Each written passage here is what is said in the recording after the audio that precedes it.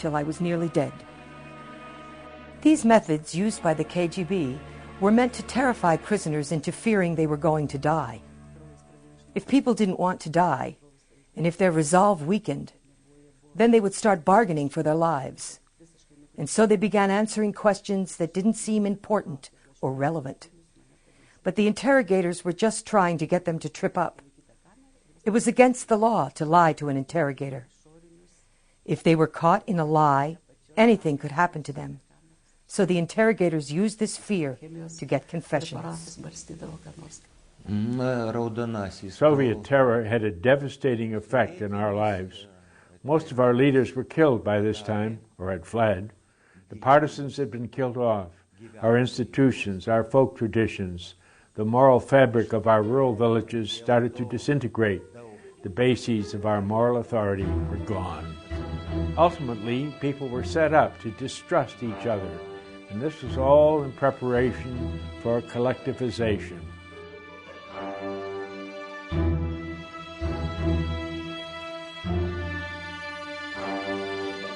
All the foundations of morality had to be undermined in order to justify what the Soviets were going to do to us. Then we were all herded into collective farms. This meant our property was seized along with the crops and the tools. The farm animals, our houses, everything taken. We were now working for the state. The Soviet system was so coercive that everyone was forced to compromise in some way or other just to survive. So everyone felt compromised, even guilty, forced into shameful choices just to survive. What was always right for us now became officially wrong, like respect for private property. Our traditions were called evil, and what was always wrong for us, namely denying any sense of human or personal rights, became the official state policy. This was obviously a setup for the collectivization plan, which of course meant taking everyone's property.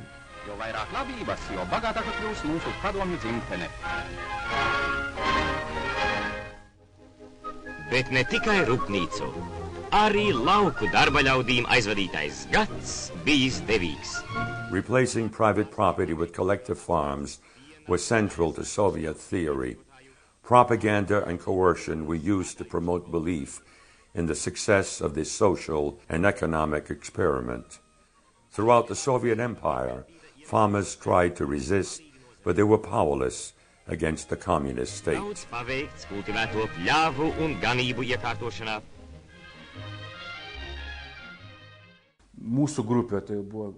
My underground work was quickly brought to the attention of the KGB. Even though I was still only a teenager, they would call me in for interrogations. They would search our flat, my room, confiscate everything. Of course, they would take my typewriter because they were building a case against me. But I would just get another typewriter and continue plugging away. I really didn't hide what I was doing.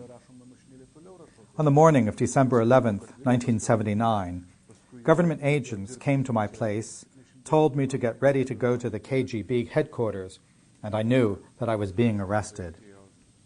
I was put through a very typical KGB interrogation, but I didn't cooperate.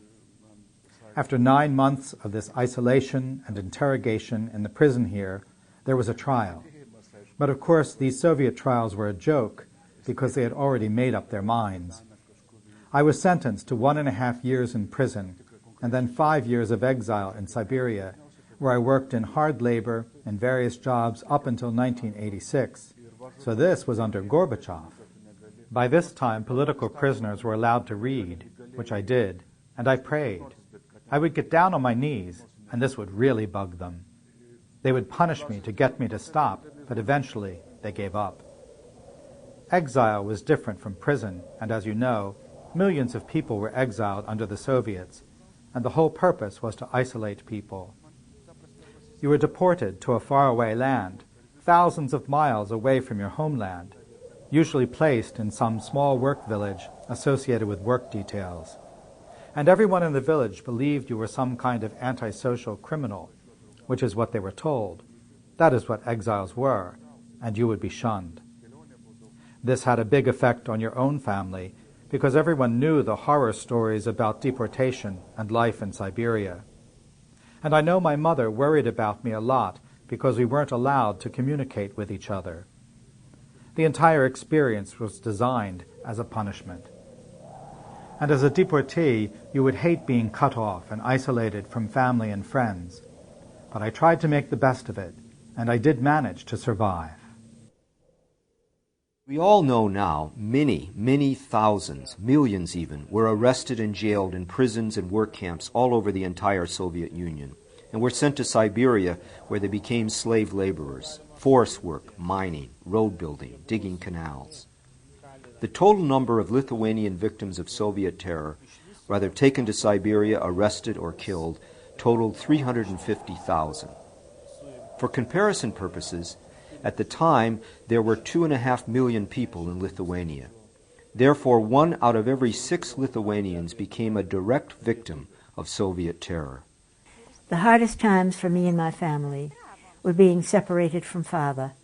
It wasn't until years later that I went to Moscow and got his KGB file. He was shot. He was condemned to death and shot while in the slave labor camp. And then Mother died of starvation while we were on the Arctic Sea. Very painful for Romas and me, since we were unable to keep her alive. It was late October, and the ground was frozen solid. We usually stacked the dead bodies in a hut, but Romas was determined to bury her. So he chopped a hole in the ground. It took him 2 days to cut a hole with some kind of stick, but we did bury her. And then after that, we were totally on our own, and we were on death's doorstep all the time. The most painful part for me was to be separated from my family, to have the people I loved sent away while I'm in a labor camp. I felt pain all the time. The pain is present all day, every day, thinking of my family starving somewhere, up in the far north near the Arctic Ocean, not knowing if they will survive or if I will ever see them again. I'm angry at the communists for the kind of system they imposed on us. I lived in various prisons in Russia for 12 years. They destroyed their own people. That's how crazy it all was. I witnessed how they destroyed even their own people. They never apologized, of course, but any apology would be useless. They don't think they did anything wrong.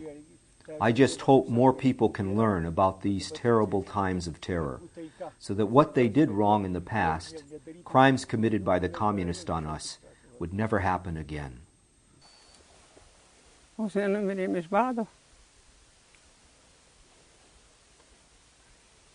Koks pats sunkiausias momentas buvo? Pats sunkiausias, jeigu taip pasakyti. For me, the worst was when they took Father away and jailed my older brother. They deported my grandmother and brother and 2 sisters. And then, of course, they deported all of us for a 3rd time. And at our farm, they took everything, our land, our crops, our animals, our house. They even stripped the doors and the windows off their hinges. They wiped away our presents. They removed every trace of us as though we never existed. I don't want to judge them. Let God be their judge. Sako, daug laiko praėjo. Taigi jau nesinori neprisimyti. Čia gal Dievas juos teisia.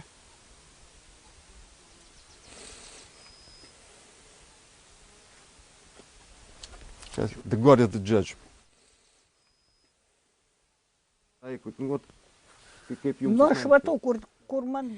Those people took everything from me and my family and were so absolutely cruel.